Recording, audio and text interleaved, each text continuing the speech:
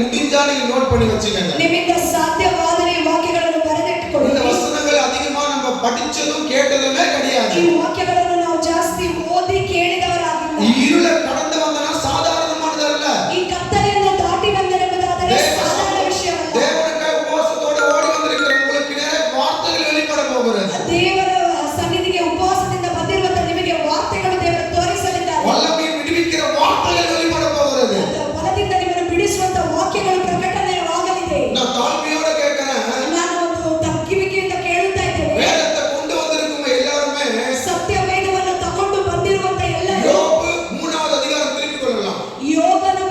ಯೋಬನ ಪುಸ್ತಕವನ್ನು 3ನೇ ಅಧ್ಯಾಯಕ್ಕೆ ತಿರುಗಿಸಿಕೊಳ್ಳಿ. யோபு 3வது அதிகாரத்துல ಯೋಬ 3ನೇ ಅಧ್ಯಾಯದಲ್ಲಿ 1வது வேத வசனம் 1ನೇ ವಾಕ್ಯ 1வது வேத வசனம் 1ನೇ ವಾಕ್ಯ ஒருத்தர் மட்டும் சத்தமா படிக்கலாமா? ಒಬ್ಬರು ಮಾತ್ರ ಶಬ್ದ ಎತ್ತಿ ಓದಿರಿ. ಆಮೇಲೆ ಯೋಬನು ಬಾಯಿದೆನು, ತನ್ನ ಜನ್ಮದಿವಸವನ್ನು ಶಪಿಸಿ ಇಂತೆಂದನು, ನಾನು ಹುಟ್ಟಿದ ದಿನವು ಹಾಳಾಗಿ ಹೋಗಲಿ, ಗರ್ಭದಲ್ಲಿ ಸುಶಾಂತವಾಗಿದ್ದು ಹುಟ್ಟಿದ ರಾತ್ರಿ ನಾಶವಾಗಲಿ, ಆ ದಿವಸವು ಕತ್ತಲೆಯಾಗಲಿ. இந்த வசனம் அழகா சொல்லுது.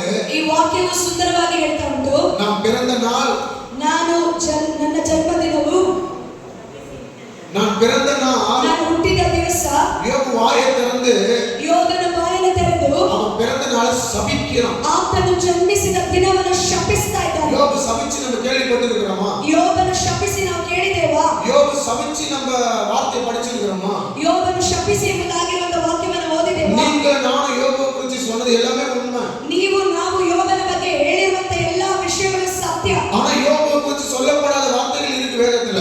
ಯೋಬನ ಬಗ್ಗೆ ಹೇಳಿಕೊಂಡ್ರೆ ಇನ್ನೂ ಅನೇಕ ವಾಕ್ಯಗಳು ಉಂಟು ಸತ್ಯವೇದದಲ್ಲಿ. நீங்க நல்லா பைபிள் படிச்சீங்கன்னா ನೀವು ಒಳ್ಳೆ ರೀತಿಯಲ್ಲಿ ಸತ್ಯವೇದವನ್ನು ಓದಿದ್ರೆ ஆபிரகாம் நீதிமான் எனப்பட்டார். ನಾವು ಅಬ್ರಹಾಮನ ನೀತಿವಂತರೆನಿಸಲ್ಪಟ್ಟರು. தாவீது சாலமோன் எல்லாம் தேவனால் பயன்படுத்தப்பட்டாங்க. ದಾವೀದನ ಸಾಲೋಮನನು ದೇವರಿಂದ ಉಪಯೋಗಿಸಲ್ಪಟ್ಟರು. அவங்களுக்கெல்லாம் எத்தனை மனைவி இருந்துச்சுன்னு வேதத்துல சொல்லுது. ಅವರಿಗೆಲ್ಲ ಎಷ್ಟು ಹೆಂಡತಿಯರಿದ್ದಾರೆ ಎಂಬುದಾಗಿ ಸತ್ಯವೇದದಲ್ಲಿ ಬರೆದಿದೆ. ஆனா யோபு குறித்து வசனம் சொல்லுது. ಆದರೆ ಯೋಬನ ಕುರಿತು ವಾಕ್ಯ ಹೇಳುತ್ತದೆ, யோபுக்கு எத்தனை மனைவிகள்? ಯೋಬನಿಗೆ ಎಷ್ಟು ಹೆಂಡತಿಯರು? எத்தனை மனைவிகள் தெரியுமா? ಎಷ್ಟು ಹೆಂಡತಿಯರು ಗೊತ್ತುಂಟು? யோபுக்கு எத்தனை மனைவிகள் தெரியுமா? ಯೋಬನಿಗೆ ಎಷ್ಟು ಹೆಂಡತಿಯರು ಗೊತ್ತುಂಟಾ? சரி, எனக்கு தெரியாது, அங்க போக வேண்டாம். ನನಗೆ ಗೊತ್ತಿಲ್ಲ, ಅಲ್ಲಿ ಹೋಗುದು. இங்க வசனம் சொல்லுது, ಇಲ್ಲಿ ವಾಕ್ಯ ಹೇಳುತ್ತದೆ, யோபு எல்லாரும் போல அதிகமான மனைவி வச்சுக்கல. ಯೋಬನು ಎಲ್ಲರಂತೆ ಅನೇಕ ಹೆಂಡತಿಗಳನ್ನು ಇಟ್ಟುಕೊಳ್ಳಲಿಲ್ಲ. யோபு தன்னுடைய வாழ்க்கையில உண்மையா இருந்தா. ಯೋಬನು ತನ್ನ ಜೀವಿತದಲ್ಲಿ ಸತ್ಯವಾಗಿದ್ದ, உண்மையான உறவை தவிர வேற எந்த உறவுக்கும் யோபு போல. ಸತ್ಯವಾದ ಸಂಬಂಧವನ್ನು ಬಿಟ್ಟು ಬೇರೆ ಯಾವ ಸಂಬಂಧವನ್ನು ಹುಡುಕಿ ಹೋಗಲಿಲ್ಲ. யோபுவை குறிச்சிருக்கிற சத்திய வார்த்தை வரலாறுகள் பேசுகிறது. ಯೋಬನ ಬಗ್ಗೆ ಅನೇಕ ಹಿಸ್ಟರಿಗಳು ಮಾತನಾಡುತ್ತದೆ. யோபுவுக்கு தேவன் தந்த குடும்பத்தை வாழ்க்கை தவிர வேற எதுவுமே கிடையாது. ದೇವರು ಯೋಬನಿಗೆ ಕೊಟ್ಟಂತ ಒಂದು ಜೀವಿತವನ್ನು ಬಿಟ್ಟು ಬೇರೆ ಯಾವುದನ್ನು ಹುಡುಕಿ ಹೋಗಲಿಲ್ಲ. ஆபிரகாம் தாவீது எல்லாமே அநேக மனைவிகள் கொண்டிருந்தாங்க. ಅಬ್ರಹಾಮನು ದಾವೀದನು ಅನೇಕ ಹೆಂಡತಿಯರೊಂದಿಗಿದ್ದರು. ஆனா யோபு இங்க சொல்றாரு, ಆದರೆ ಯೋಬನಲ್ಲಿ ಹೇಳುತ್ತಿದ್ದಾರೆ, நான் இந்த உலகத்துல அந்த பிறந்த நாளை நான் சபிக்கிறேன். ನಾನು ಈ ಲೋಕದಲ್ಲಿ ಹುಟ್ಟಿದಂತ ಜನ್ಮದಿನವನ್ನು ಶಪಿಸುತ್ತೇನೆ. நீங்களும் சபிச்சிருப்பீங்க. ನೀವು ಶಪಿಸಿರಬಹುದು. சில பிரச்சனையை பார்க்கும் பொழுது ಕೆಲವು ಸಮಸ್ಯೆಗಳನ್ನು ನೋಡುವಾಗ நான் எதுக்கு பிறந்தேன்?